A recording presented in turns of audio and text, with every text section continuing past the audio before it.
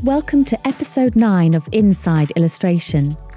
This episode is part of the animation season of Inside Illustration, the biannual suite of content brought to you by the Association of Illustrators.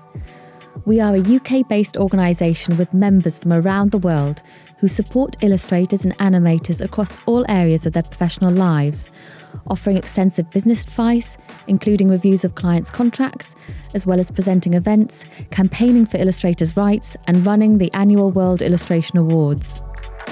There is exclusive access to the full range of content for Inside Illustration for AOI members at theaoi.com/inside-illustration, where we have articles, a range of resources, and the opportunity for members to take part in an exclusive creative course on animation. Some content is free for non-members. I'm your host, Rachel Emily Taylor, artist, writer, and course leader of BA Illustration at Camberwell College of Arts. Moving images have always fascinated us, and animation offers boundless visual possibilities, from adding intrigue to a mainly static illustrated image to the complicated action of animated movies. For illustrators, animation can be a natural progression, adding a further skill to their portfolio of work. And there is a wonderful range of approaches to animation and an endless variety of illustrative styles that will work effectively as animations. As animation director, Hannah Lau Walker says in her How to Get Into Animation publication for AOI members this season, animations are about connecting with people, because we all move and are all surrounded by a world that's in constant motion. So why not your illustrations? In this session, we're talking to two fantastic guests who have many years' experience in the animation field. Senior producer at design-led animation studio Strange Beast, Becky Perryman, and animation director and freelance illustrator Alex Jenkins. Welcome. Alex, can you tell us about your background and experience in animation? Yeah, so thanks for having me. Like you just said, I'm Alex Jenkins. I'm a freelance illustrator and animator, and I've been doing it now for about 11 years. Time's shot by. I graduated in 2015. I went to Camberwell College of Arts, where I did an illustration BA. So from there, I then was solely an illustrator for about 7 years. I stuck with that. I then began to edge my way more into narrative and story, and I went into making comics, or mainly web comics. And I felt that this really geared me up to then step into animation. I was always very cautious about getting into animation, though.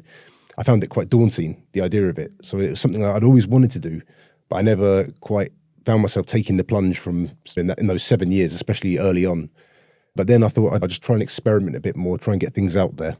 So I did. So I started to make some very primitive tests, and I found that it was quite easy to do, even though the standard wasn't very high at all. It was quite easy to do, and it was just a great chance to try it out. And then from there, it did actually lead on to me getting a job in animation. It was my first gig that came through, and it threw me at the deep end a little bit, because I thought, I don't really know much, but I need to learn now. And in hindsight, it was a really good thing that happened, because it really pushed me off and forced me to learn on the go. How would you describe your work if people were listening to us talking? Like, how would you describe your style? Yeah, I'm never so good at describing my style. I'd say the first thing about it is it's quite dark in theme, grotesque, I'd say. Maybe there's always an element of dark humour there. They're the things that really stand out. You could say it's quite vivid in its colour, though that does change a little bit. So yeah, I'd say the main things that stand out is the humour. There's often some sort of joke in there. And looking inwards, maybe. Yeah. It changes. People should definitely, who are listening, have a watch. And Becky? Yeah, hi everyone, I'm Becky Perryman. I'm a senior producer at Strange Beast. So just a little bit about what that actually means for those who don't really know the animation industry. As a senior producer, I run productions from start to finish, so producing the job all the way through to delivery. As my role is quite multifaceted. Some people just focus on production, but I do multiple kind of areas within the business. So I also bring in and pitch on the work to get the projects in. But also one of my number one loves is working with talent and bringing in talent. So either bringing in talent directors into Strange Beast, or I set up a greenhouse, which is the emerging talent roster for Strange Beast, to bring in directors. Yeah, that's me. Great. Animated storytelling has obviously been very popular for a long time. Where do you feel that it is now in the 2020s in terms of across commercial projects and more creator-led projects. So these questions go to both of you. Yeah, I think animation is always one of those things where it manifests itself in you at an early age when you see it, because there's so many series or cartoons that you watch from an early age. There's always that appeal that's there. And it just gives you a really good chance to see your work come to life and see it in motion. You can nurture something. And I feel with animation is that you have to commit when you do it, because it takes quite a long time. Yeah. So there's always that feeling of it that you've put in the work, and then you see the rewards of when you look at your finished bit of work that you've done.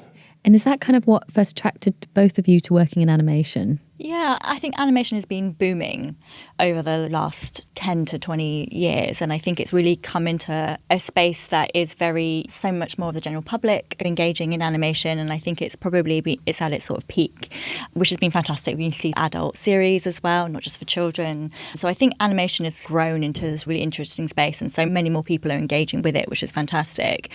I also would say I wouldn't want to ignore that it is in a moment of flux, I think, at the moment, in terms of with AI coming in and where it's going to go. I think that's a question that's up for debate. But in terms of what got me into animation, I very much fell into animation. I didn't study it. I did at university, I studied design for performance, so designing sets and costumes for any kind of performance. And I did a module in animation and loved it, but it never really was something that I thought I was going to go into. And it was only through running on various different things, so music videos, anything I could run on. I don't know if people know what running is, but it's a very entry-level position, but a great way to really understand the different roles within the industry, whether it's the film, TV, animation, commercial, etc. And yeah, I fell into animation that way. Is it still accessible to enter that side of the industry through being a runner? Oh, absolutely. It's dog's body's work, and it's not glamorous in any shape or form. And I think you need to have a bit of a tough exterior to really persevere with it. But I think it's an amazing way of really understanding the different roles within the industry. I don't think university necessarily always sets you up to really understand the different roles that there are within either animation, film, TV, etc. And I think by running is a great way of seeing that. But also, if you can show willing doing the coffee run and taking out the bins, people are more likely to take a chance on you, and I think it's a great way to meet people and to network. Great tips. Were there any particular animators, studios or films that influenced you to get into animation? Yeah, I think from an early age, things that resonated was cartoons like the Moomins. I remember that always stood out because it had this sort of surreal quality to it, and it seemed different from the other cartoons that were around at the time. I really like the old rubber hose animations like Max Fleischer and the Steamboat Willie and Popeye. And even when you're younger, you could really see how amazing like the background artwork was and how detailed and rich it was and well made from that era. And I think just lots of standard cartoons and series that you'd watch when you were young, and feature films as well. When I got a bit older, it was things, this is probably before I even started illustration. So when I was in my early 20s, I was at a bit of a crossroads. I didn't know what I was going to do, and I was just working jobs. And I remember watching Adult Swim and seeing the programs on there, and I thought, wow, I really connect with this. This is amazing. It spoke to me in some way. And you could have adult cartoons like that with this kind of dark humor and dark personality to them that had a platform. And that then, I think it did help to push me into doing illustration. So there was a link there between animation and illustration for me. Yeah, mine was quite different because I think I was doing more designing for performances. I think my first sort of intro into it was Svankmajer with all the puppets. Oh, yes. And I think that's very much the world that I was curious about. And that's the sort of module I ended up doing when I was at university, was a stop motion puppet-based piece based on Svankmajer kind of stuff. But I think my intro to animation was very much into it, which I think actually there's a lot of people in the animation industry that have gone in. I feel like it's like people start something else because you started illustration first. I know there's a big crossover with that, but I think a lot of people sometimes come to it a little bit later. We see it a lot with a lot of our directors. Alex Jenkins, you're one of them at Strange Beast, and I think we see a lot of our directors that kind of come from either an illustration or a slightly different background. So I think a lot of people do everything weirdly leads to animation. Yeah, everything leads to animation eventually. Yeah. Everyone kind of falls into it. Yeah, because that kind of ties into my next question, because I wanted to ask about how you would encourage someone who's just started trying out animation or wants to get into it. Would you have any advice? I think you really have to persevere at the beginning. Like I said earlier, it is quite daunting when it's this whole rush of new information and you're forever going to be learning animation and improving. There's always room to improve. So I think in those early stages, don't be put off by those moments where you feel very frustrated. You just have to stick with it and work your way out of it, and you're going to learn and grow from doing that. I'd also say if you're starting out, I found for me personally, you don't have to be so linear about it. I felt like very cautious that when you do like a one frame here and another keyframe, that you have to sort of fit by the book, but you can branch out a lot more and you can be a lot more expressive and make mistakes and then work your way back to it. You don't have to be so obvious in a way, and the mistakes can bring out personality and character to the animation. Yeah, absolutely. And I think everyone should listen to Alex, but actually, Alex, I've seen you learn on the job. Yeah. Because I think when we first started working with you, did we meet you at like It's Nicer Tuesday? Yeah, you did. Yeah. And you were very early into sort of animation. And Alex has really been one of those people that has learned on the job and been amazing at it. So I think everyone should listen to the advice that you just said, because I think there's a lot you can do if you have the confidence just to give it a go. And also just have fun with it. I've seen you play with it as well, which has been so fantastic. Yeah, it's really important, I think, just to experiment and play in your Yeah. free time and just try new things with it. And you're going to develop the more you do that. Yeah. There's some really good resources out there. Absolutely, as well. yeah. And I think this is the thing, is that there are some, depends what you want to go into, because I think there's so many different mediums of animation that you can go in. If you're interested in 3D, there's Blender. You can also do 2D in Blender, and that's totally and utterly free at the moment. I still don't really understand their business model, but but that's a great tool to just experiment with as well. And then for 2D, I think a lot of people are learning on Procreate. I don't think Procreate yet, people are starting to use it that much commercially, but it's getting to that point with their new updates and stuff like that. So I think that's get on your iPad, have an experiment, play. I use Procreate a lot. Yeah, it's really easy and very Intuitive, user-friendly isn't it? and Yeah, intuitive. exactly. Yeah, it's great. There's another version of it called Procreate Dreams. Yeah, which is just looking really good at the moment. Yeah, they're just releasing a new one. New I one, think. yeah, which hopefully fix some of the bugs. But yeah, no, it's great. And I think a lot of illustrators as well will be using their iPads on Procreate anyway. So it feels like a natural, easy step to go into that. And just for the benefit of our listeners, just as a reminder that AOI have a large range of resources on all aspects of animation for members. So definitely check that out. And then I guess my next question, I was thinking, would you say storytelling underpins animation? I think it's mixed. Yeah. I think it's one of the things. But I think sometimes people forget animation makes everything possible. If you limit yourself to what you can maybe do in live action and everything's quite linear at camera angles, you're limiting yourself. Animation makes everything possible. You can bring it into different spaces, you can morph, you can play, you can travel. And I think storytelling is one of those aspects. But I also do think because it is a visual medium and a visual sort of illustration movement, there's a lot of, I would say, people's styles that really push animation forward as well. So I think it's one of the things, but I don't think it's the thing. Yeah, I think through that experimentation and play, I think stories can come from that instead of being the other way around. Yes. No, you don't have to start with the story and then work your way out of it. That could be, animation could be your chance to try things out. You can do like straight ahead animation and just maybe a narrative kind of constructs itself out of that. I don't think it's the beginning point. No. And then I know, Alex, you mentioned comics, and I've seen some of your comics. Yeah. And thinking about how you'd start an animation, is it through storyboarding or thinking about comics? I'd say for me, it all starts in the sketchbook. I'm quite visual the way that I try and get my ideas down. So I'd always go with that first. I am trying to get more into writing now, but it's quite hard to adapt my brain and get it over. But I'm trying it more and more. So it's one of those things, just persevere with it. And hopefully you'll get a bit more use. Yeah, and exactly. This is why I don't want people to think that story is their entry point into animation. I think sometimes it can happen the other way round. And I think sometimes think, I have to have a narrative to be able to say something, to be a filmmaker, to be an animator, etc. And you don't have to. You can find other ways to it. So I don't want people to limit themselves to think, I don't have a narrative that I want to tell, so therefore I can't become an animator or I can't work within the medium. You can find other avenues, whether it's visual, whether it's music. Music plays a huge part in animation as well, so music videos. You can find found audio and work with that and play with that. If you think about what Aardman did with Creature Comforts and stuff like that. And I think people think, if I don't have that narrative underpinning it, then what is it? But I think animation is endless, and there's so many different spectrums. As much as in illustration, there's a huge spectrum of kind of work. It's the same with animation. And I know I've had a lot of people who have graduated and they're like, oh, but I don't have anything to say. And you don't actually have to have anything to say if you don't want to. You can find, if you love working with music and sound and you love visually exploring that, that's a great way. Or I think with you, with all your comics and stuff and your observations on humans and stuff like that, I think has been a way that you've come into it, and you've come at it from a slightly different way as well. Yeah, so I see it as a bit of a release, because I'll get into a stage where I'm working a lot with doing these webcomics, and sometimes just going over to animation and just letting whatever comes out onto an iPad in this case, or a Photoshop, but just working frame by frame and just creating something like that is a very different way to how I'd work when doing the comics.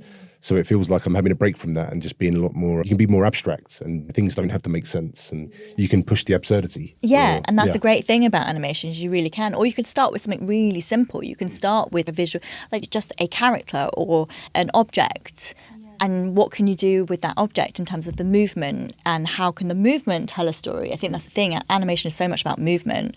So you can use that as a way to tell a story as such. So character development could be another way in thinking about characters. Yeah, absolutely. Your work is very character-based. Yeah, absolutely. Yeah. And would you say characters could almost take on any form, or you could be quite experimental? Absolutely. Yeah, Becky just said that's the thing. You can channel so much through your character. You can be anthropomorphic. You could go for a realistic route. You can make a pebble, have a talk and a backstory, and delve so much deeper into the details of this pebble, say. And that's it. I think animation allows you to do that. It really allows you to delve in and explore. And it was interesting as well, we were talking about sound, or how sound can be a starting point, because often I guess with animation you're working with musicians or sound designers. It'd be really interesting to hear a bit more about that, or how it was working with musicians or it varies, and it varies project by project, but you also have a lot of really amazing animators sort of do the sound themselves and stuff like that. So I think it depends on what it is that, again, you want to be saying in a way. Yes, we do work with a lot of sound studios and stuff like that if we want to have something that really builds and helps the animation flow, but sometimes you might start with the music and then do the animation, and sometimes it would be the other way around. You have the animation and then you have the sound. So I think sound has the ability to kill or make it amazing. So I think finding someone that you really trust and can do that for you is amazing. There's some amazing sound people out there who really specialise in animation, like Skillbard and stuff like that. And there's some other really, Phil Brooks as well. It's really carved out a space for working and understanding how to work with animation. So there's definitely some specialists that kind of work within that space as well. It's quite satisfying when you're on a project and then it comes to that point when you then hand it over to whoever's doing sound, and then seeing what they come back with. And then sometimes it can be quite unpredictable, so you don't know what you're going to get back. Yeah, usually it's amazing. Sometimes you're like, oh, that was an odd choice. Maybe not sure about that one. But it's quite a nice collaborative effort that comes out of it as well. Yeah, exactly, because they're creative teams and they can add. Just watching the way that Phil does the sounds, so Phil Brooks is, like I said, carved out a space, and he is really good at doing cute animation noises to make a character come to life without any kind of VO. I love watching his videos of that, behind the scenes videos on Instagram. He records all his process, and it's got quite a lot of character as well, and the way the depths he travels to extract the sound out the core of it's very satisfying to watch. I think sound is such an important part of animation, but I also think there's a lot of animators that connect with sound, and that's why I was like music videos as well, or tour visuals and stuff like that. I think a lot of animators work within that space as well. So the music is the thing that they are bringing to life in a way. Speaking about music videos, that they can be a really good creative outlet, that usually when you get a track that you enjoy, and then often you can have a lot of creative freedom on a music video too, and you can really push things on that, say, compared to commercial work where it might be a bit more restricted and you have to be careful about what you put in there, and they can be quite enjoyable, quite long because you're doing like 4 minutes of animation. It's interesting thinking about those kind of different things, like working commercially or with musicians, but then there's also balancing your personal work as well. And I was wondering, how do you manage that? I feel that with my work, when it comes to commercial work, I often have to strip it back a little bit. Yeah. Depends on the client. Yeah. But often I have to end up a face will end up being rubbed out and then done in a more friendly manner, or It all depends, really. It depends on the client. Is it almost diluting your voice in a way? A little bit, yeah. I think the style still shows through. Yeah. It still is your voice, but it's changed. It's a spectrum. Yeah, I think that's you it, have yeah. to work in a spectrum. You have to Yeah. have your commercially friendly style, and then you can have your bit more out there, disturbing style when you're doing your own kind of creative projects or music videos where you have the freedom. I think everyone has to work in that sort of Yes. spectrum when you're working to pay the bills as well. That's it, yeah. So I think it's really important to be adaptable because it will cast your net wider. And I think, allow more opportunity to come by. But if you can show it that. feeds each other, doesn't it? Because I think your comic books and the things that you put on Instagram, like an agency creator or something will see that work and be like, oh my God, I love Alex. I'd love to work with him on a commercial. So I think they both push and pull. And I think sometimes when you're starting out, I work with a lot of directors starting out their careers in animation. And there's definitely that push and pull where you want to push it into that really quirky out there space, but you can't because ultimately, especially if you're working on a commercial, you're working for someone else's brand, someone else's product that you're making. So actually, it's about their brand, really. And I think that's a learning curve. It's like actually the important thing is bringing their brand to life, is bringing their ideas to life in a way that kind of works with your own work. And then when you have the freedom, really go for it in shorts or music videos where you can just push that stuff out there. Yeah, that's it. I think don't let it dictate your personal work. Let that personal work be your chance to push what you want to push and create what you want to create. Don't let it, when it comes to the time when you are working for someone else, like Becky said, that's maybe when you have to bow to what they want a little bit more. I think that can also be an amazing learning curve in terms of learning to take feedback. And actually, sometimes you might resent it at first, but sometimes it can lead to something that you wouldn't have necessarily thought about yourself or push you into a space that you hadn't really thought about. So I think that it's circular in a way. And I think you have to be doing both. You have to be doing your personal work and commissioned work. And I think they feed into each other if you don't fight it. I think sometimes there can be that battle of, I really want to do this, but it's ultimately if someone else is paying for it and it's for their brand, you have to go by their rules, really. Sometimes it's just having those constraints of client work. It's good because it almost channels you and you're not so vague about your ideas. And if you have someone else's, a script to follow, or you're working with what someone wants you to put out, it makes it a lot more streamlined in a way. And also sometimes you get in that perfect flow with an agency creative team and it feels like a real collaboration. And they've come up with some really amazing ideas that you're able to channel and bounce backwards and forwards. And it can lead to something that you never would have thought of if you'd done it on your own in a silo. Alex, can you tell me a little bit more about the intersection of illustration and animation in your work? Yeah, sometimes I'll work with a project where the two go hand in hand, and it could be part of a promotion of the animation where I'll end up doing some 2D work that goes alongside it. There was one that stands out in particular that I did for Adidas. It was for a brand of shoe called Super Earth, which was a special collaboration. And with that, I did spots. So they were 30-second animations that I did, and I worked with a team of people. I had crew with animators and cleanup artists. And then I went off and did my own 2D illustration work to go with that. And that was a different way of working, but it was more of an opportunity to maybe put in more detail that I couldn't do on the 2D job, where we had to be a bit more restrictive of how much goes into it. So with the illustration work that I did, I was able to do like a forest shot and add in all these sort of shading and characters, because with the animation, it makes it a bit more difficult to add in all these fancy features. Becky, I was wondering, does Strange Beast also support artists with less commercial projects? Oh, absolutely. And I think they're so valuable. They have to feed each other. And I think there has to be a space where, as a commercial production company, that we are able to support our directors in working on their own stuff. So most recently, we supported Anna Ginsberg to create Hag. It was a massive labour of love for everyone. It's a 3.5-year process. But yeah, that's amongst others that we've supported. And I think, like I said, it all feeds each other. And it's the same for me as a producer. It's, yes, my bread and butter is commercials, but when I get to work on a short, that's when you can really flex the creative muscles and really flex the kind of creative producer side of your brain as well. And where would you say the opportunities are for getting short animated films shown? Shown, I think once, to be honest, it's just getting into as many festivals as you possibly can. and that is a process and a half in its own. There is obviously great places like Film Freeway that really help with that. But I think with any short film, it's just trying to get it as visible as possible. And there's no right or wrong way. I think a lot of times I get people asking me that question, being like, oh, what should I do? How should I do it? And it depends on your film and what it is you really want to get from it and what is the end goal for the film. If it's to get as many people to see it, sometimes actually putting it online or starting to PR it, put it on socials, etc., can have a stronger reach than sometimes festivals. So it's weighing out what you really want to get from it. And I think a lot of the time, most people, if you're doing a short, you want to get more work out of it. So sometimes leaving it a year password protected and doing the festival circuit won't get that necessarily. It might in 2 years' time. So I think it's just weighing out what you really want to get from your shorts and things. And I think it's quite normal as well, right, that when you put out a short, there's not this instant sea of I know, everyone thinks there is. It slowly boils away. It is a slow boil. I think everyone thinks, because also you spend so much time on them, you pour blood, sweat and tears into shorts. Everyone's usually juggling it amongst other work. So you're working on it,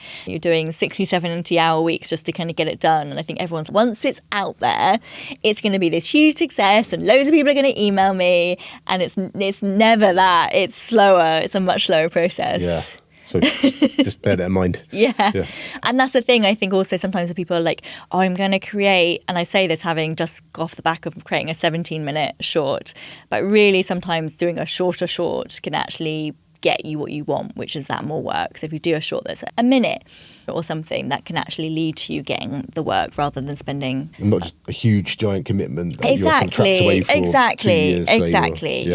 So I think when you're about to start a short, think about really what it is that you want to get from it and what's the end goal before you start it, so you know how to focus your idea. And with the festivals, once you've done your short, I think most of them, if you are accepted for your submission, you get to attend the festival. Absolutely. And they're really good opportunities to meet other animators or illustrators in the industry. They're really enjoyable to go to. And you always feel, if you've been trapped away for 2 years working on this short, I think it's a nice release to go and meet other people and get out and have an exotic location. Yeah, so important. And get to network and also talk to your peers and see what other people are doing. And I think that's so important in the animation industry, to be aware of what your peers are doing, but also connect with them. Because I think sometimes illustration and animation can be a little bit isolating. Obviously, we work in a studio, so when we're working on studio projects, there is a team. But a lot of the time, there is a lot of solo work that happens within animation. So it can feel a little bit isolating. So to be able to sort of network and chat to other people is such a valuable thing. So if you get into a festival, definitely go if you can. Obviously, there's costs involved in going to festivals, but it's a great networking thing. Yeah, your ticket will usually be covered, so do it. Yeah. That thinking about maybe parts of the job being isolating was leading into my next question as well, which I wanted to ask you, Alex, was as an animation director, how would you describe that role and what it entails? Yeah, it sets different challenges with directing. It's very rewarding, of course. Yeah. I think when you're working on a project, it's making lots of decisions constantly. And are you mainly working alone? I think post-COVID, people are working more remotely. Yeah, it's different. It's because before lockdown, we were all in the studio working together, and now it's all on Slack. I think, like you were saying, it's as a director, you're really in charge of helping to steer the team, and you have to make decisions constantly. So, you've got to really trust yourself in your kind of instincts, I think. I'd say I found from my own experience that you can almost lower your head below the parapet a bit. It's important to look above and keep reminding yourself to see the overall, look at everything at a different angle instead of getting, say, stuck into design, where when you're design, because it's very easy to do that because you're churning out like drawings or style frames. How many people might be on a team for that? It varies. Yeah. Every project is so different. And I think you could be on a team of 2 and you could be on a team of 20 to 60. It really varies on the budget and the deliverables kind of scale. So you never work on your own so much now, unless it's personal projects, and then it's teams with the more commercial? Yeah, so currently I'm working on something and it's animators and then they're working with a producer. Okay. So it, like Becky said, it all just depends on the budget. And if there is money to bring in crew and bring in animators, clean-up artists, if it's like a music video, which is 4 minutes, but it requires loads of detail and camera shots and it all depends on the job. Yeah, and I think people assume that if you're an animation director, that therefore you've got a huge team that you're leading. And sometimes that is the case. But every single animator these days, especially with the changing kind of scope of the industry, you will go from projects where you are a one-person band and you're doing storyboards, style frames, animating, cleanup, comping, you're doing it all. And then your next project, you might go and you're like, oh, actually, I've got 3 animators, 3 cleanup, I've got a comper, I've got a storyboard artist helping me.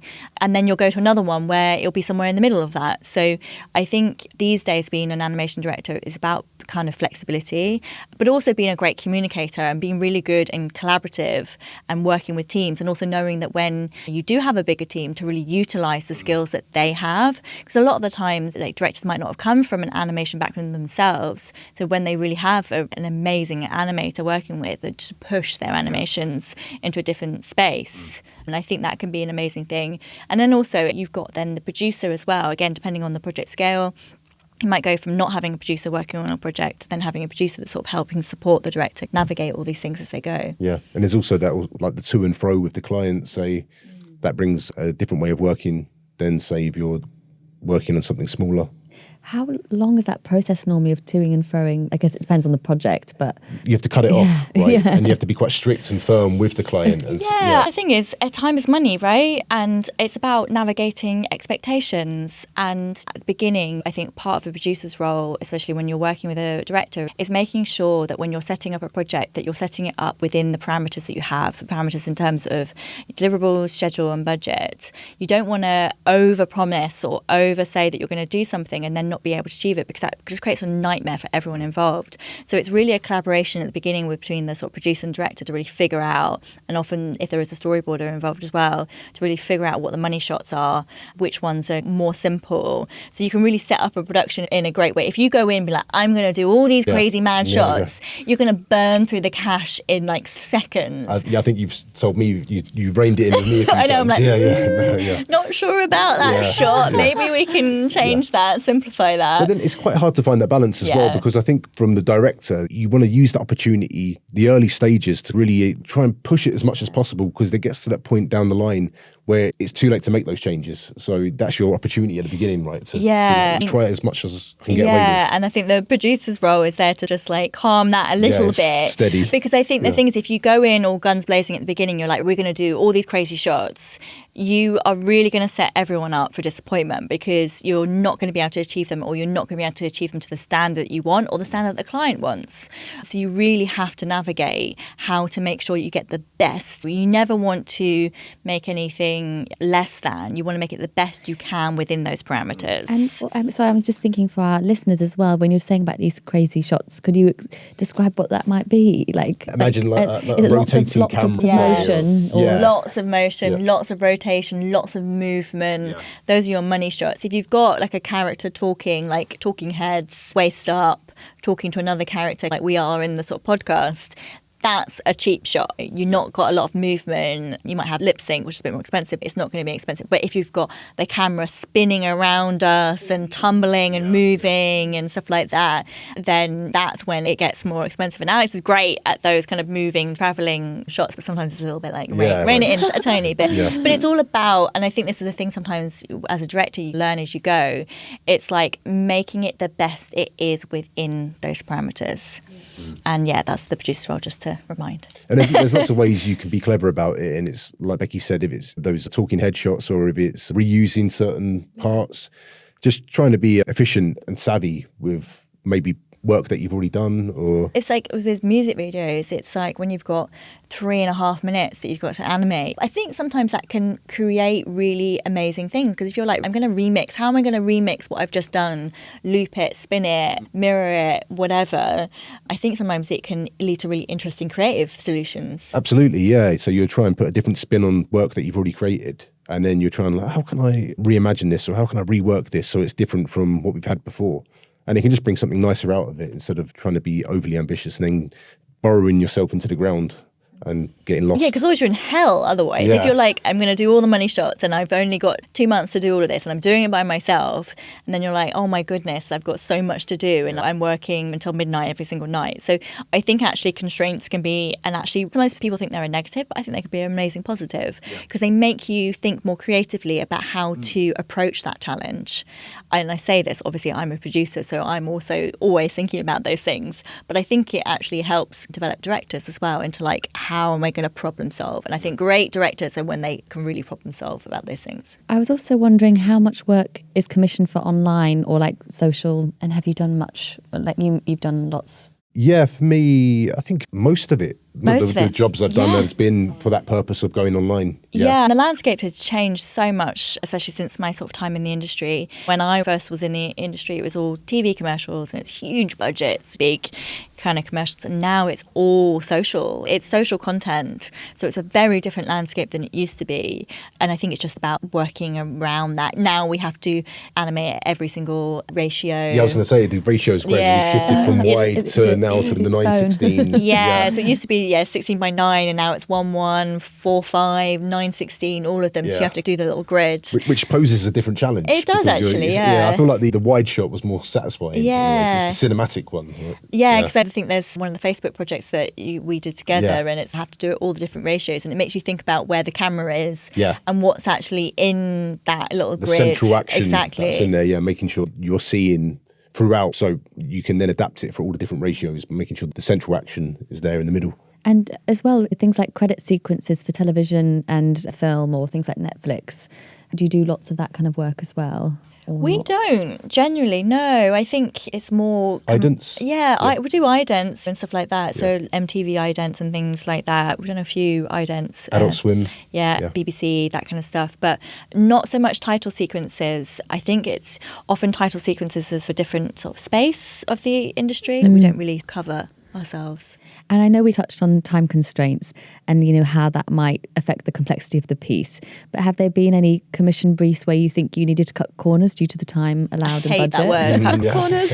And I see, this is the thing I think I was trying to say. It's like, you never want to cut corners because then it leads to disappointment and it leads to a really horrible production for everyone. If you're like trying to cut corners, it's better to set it up in a way that you're smart at the beginning. Call it redirection. Yeah, there we go, Yeah, maybe. redirection. Yeah. Because if you set it up, if you're halfway through it and you're like, we need to cut this corner because we've overspent here, then you haven't set it up properly.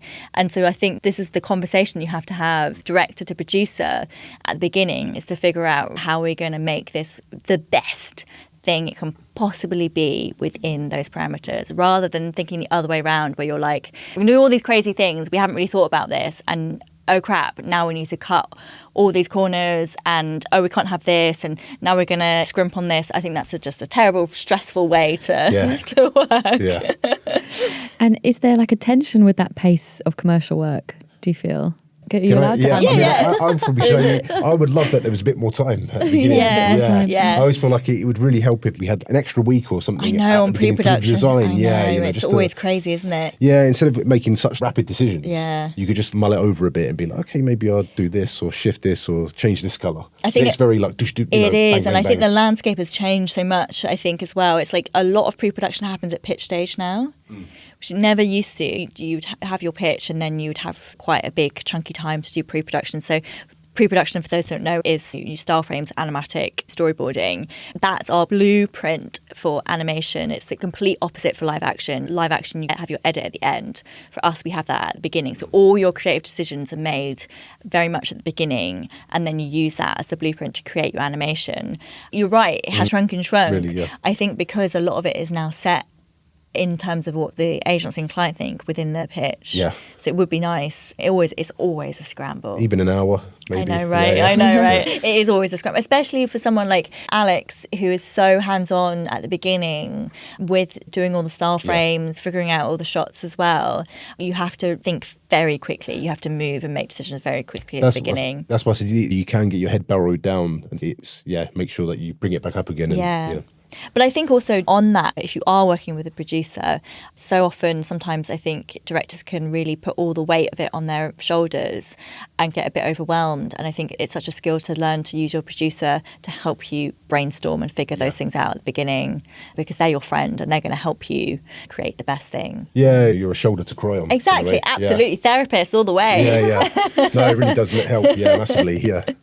And then, Becky, with your role as a senior producer, what aspects of that support are you giving artists? Could you speak a little bit more about that? Or is it helping them directors pitch for commissions? Yeah, so I've always loved working with talent. That's always been one of my number one sort of things that drives me forward as a producer, is really supporting directors, and not only directors, other artists navigating the industry. And that's just something that I've carved out for myself because it's just something I love to do.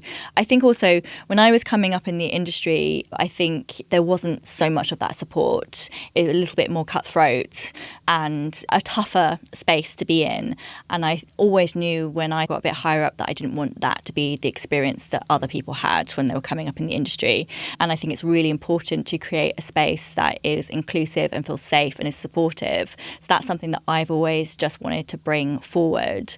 And I think it's about giving back. And we were all a newbie once, and we were all in that desperation space of, oh my God, what the hell am I doing and how do I do it? And I think sometimes to have someone that you can just ask a question can go a long way. And I remember that feeling when I was coming up. So I just wanted to make sure that I'm always that person to be able to be available, because everyone is continually learning and growing. And if you think you're not, then you've failed. But the thing is, there's always someone you can look up to. I ask as well. I sometimes get a bit lost or confused or not sure about something. So it's always so important to have people that you can talk to. And I think animation in general is quite an inclusive space, and there's less of that hierarchy, and everyone really, in my sort of experience now, is very much willing to help support each other coming up into the different spaces within the industry. I was going to ask you touched on it's changed from how it was when you started, but did you feel like it was much more closed off and a harder industry to even get your foot in the door? Oh, absolutely. Absolutely. And I think for me, I very much wanted to be a creative. I wasn't necessarily thinking about going into production. And I think when you were creative and organised as a woman, you very much sort of got shoehorned into the space of producing. Not that I regret that. I love what I do. But it was definitely a much more cutthroat, and it was definitely a lot more stepping on each other to get where you wanted to. And I think, thankfully, the industry is changing and is a different space. And I don't think I'd ever want people to have some of the experiences that I maybe had. And I think it's really important that we support each other, because animation is such a collaborative, so is film and TV, but it is such a collaborative. Yes, you can do some things on your own, but I think the best things and the best projects are when you really take other people's expertise and you work together to make it the best thing. It's like, that's when animation really thrives. So I think it's really important that we help support each other and we bring each other up with ourselves. And I know we've skirted around it a bit in how things are changing a bit, but have you got any thoughts on the use of AI generated imagery in animation? Prickly subject, isn't it? It's such a difficult subject at the moment. We're seeing a kind of, especially in the animation industry, it's hit us hard, I would say. Last couple of years, it's really hit us hard because it's the new shiny toy. And I think people are excited about using it, but I think it literally takes away jobs from the creative industries. And I'm hoping that it will get into a space where we can use it as a tool. And I'm all for technologies changing and adapting and to be able to use something to help us move forward. But what I'm against categorically with AI is about taking away creativity, taking away being creative is so innately human. And we give that to a machine. What are we doing?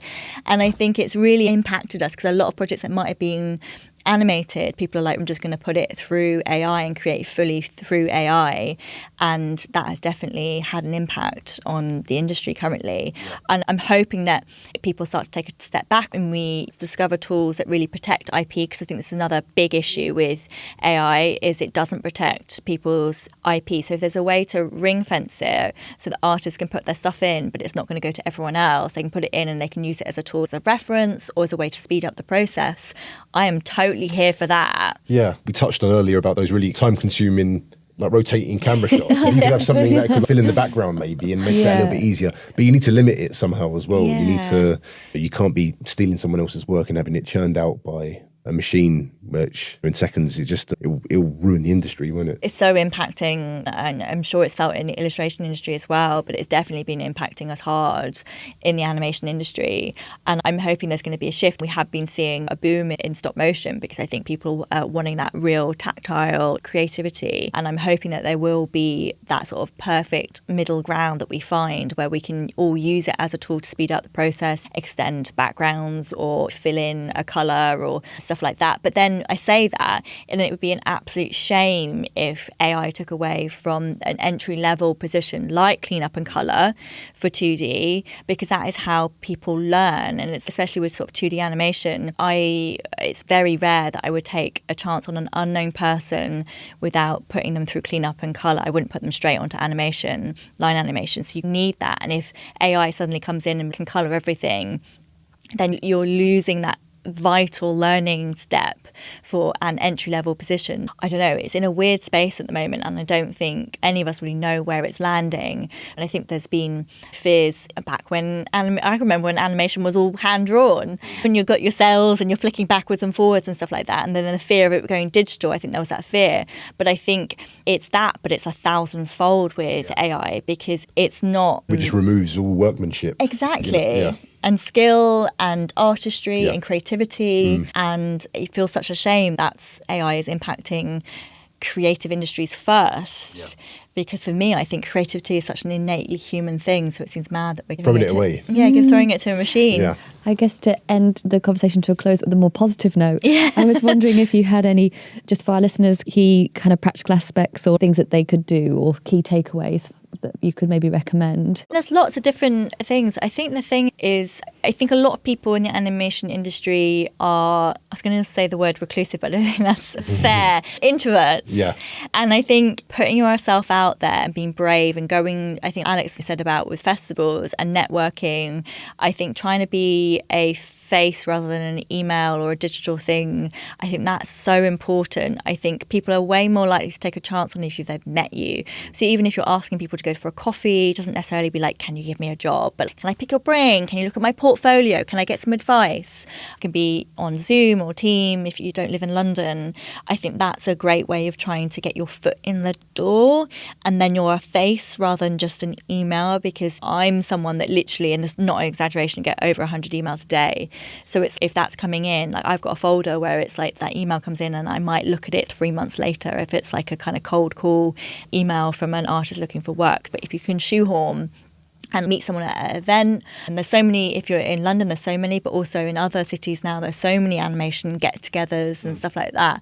Go meet people, connect with people face to face. I think that could be an amazing way of getting your leg in the door. We wouldn't have necessarily, obviously we knew about you, but I think having seen you at It's Nicer Tuesdays and seen you talk, that's after that was like when we emailed you, like, can we It made that you? initial contact. It did, and then I think it was maybe about a year later, I then received a job that came through, which involved animation. I thought, I know who to get in contact now, because we had that initial contact. Exactly. So it's like you're in the mind now, and it goes both ways as well.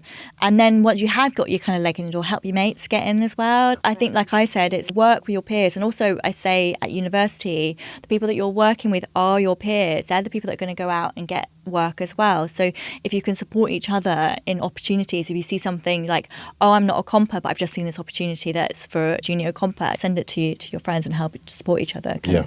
Don't hesitate to reach out and make that initial contact. But also don't send an essay in your cold call email, because for every company there will be a generic email on the company website that you can send your work to, and they will go to the various people within the company that kind of are recruiting, like me, for example. And if you send a 4-page document talking about your life experiences, I am not going to read it. As much as they might be interesting experiences, I just don't have the time. So really make them short and snappy. Hi, my name is X, Y, and Z. I am looking for opportunities in X, Y, and Z. I can use these softwares. That's really as much as you need, and then your website and your Instagram and stuff like that. I was going to say, would you recommend attaching a reel into the email. Yeah, or a link to a absolutely. website. Yeah, anything like that. Keep what you're saying in the body of the email quite short, but then also use your own work to follow up. So set a reminder in your calendar that you've emailed that person like 6 weeks ago. And if you've done a new GIF or something, I think sometimes people think, oh, I haven't done anything that was commissioned or commercial or someone paying me to do. It doesn't matter. If you've been putting out content on your social media and stuff like that, and you've done a new GIF, you say, hey, I've just done this, or I just saw that you just released this piece of work, which I absolutely love. Here's my work again. Remind people that you exist. I might go from producing a 2D job to producing a 3D job to producing a stop motion job, and then 6 months later I'm back to a 2D job and I'm like, oh my God, who do I work with? Like, you might have just completely, people have fallen out your brain. So people are reminding you that you're there. That's so helpful. And you don't necessarily have to be a fully fledged animator either. You could see something in someone's illustration work that you could see that, oh, they have something that could translate into animation. Absolutely. And still get in contact, and don't hesitate with that. Yeah, and that's the other thing is, I think when you are, especially if you are cold calling, put your level. Don't be that I'm a junior, whatever, because as a producer, I will then look at your reel with that lens and be like, what sort of junior or entry positions can I get them involved in? Or if someone sends me in their midway or senior, then you just know what you're looking at. Whereas if someone goes, yeah, I'm this hot shit animator, and then you look at the reel and like, oh, okay, no, you are quite junior. So I think just be honest about that. You can blag a little bit as well on the job if you need to, but I think you also need to then be able to carry it through. Yeah, because the people are willing to nurture you, and Absolutely. you don't want to end up stuck down the line working on a project where you're like completely out of your depth. Absolutely, especially now that it's all remote. Because it used to be in the studio, you could just nudge the person next to you and be like, oh my God, I don't know how to do this, can you show me? Whereas now it's all remote, it's very much harder to do that. So you've got to really figure it out and make sure you're not completely and utterly blagging it. But that's why I think it's really important to say that I'm a junior or whatever, because then there's the producer can be like, I'm going to even partner you with a more experienced person and say to that more experienced person, like the lead cleanup or the lead animator, can you just keep an eye on this person? Can you check in with this person, just make sure they know what they're doing, or etc. Or ask the director to give more detailed notes or something. Often I think we'll be having a conversation about, oh, this person seems to be struggling with this, maybe we need to support them a little bit more with the notes or feedback or whatever. Great. For information on animation and illustration business, including licensing and contracts, AOI members can check out our website for resources on a huge range of topics, including access to the pricing survey and the pricing calculator tool. We have an extensive selection on animation. AOI members can also learn more about the creation of animation for illustrators in our How to Get Into Animation publication, mentioned earlier, available through Inside Illustration online. There are also lots of free resources for all illustrators to access. Previous episodes of Inside Illustration are also available with excellent guests providing loads of practical information on illustration world across a whole range of areas, from gaming and children's books to site-specific and handmade illustration. Do check them out, and thank you for listening.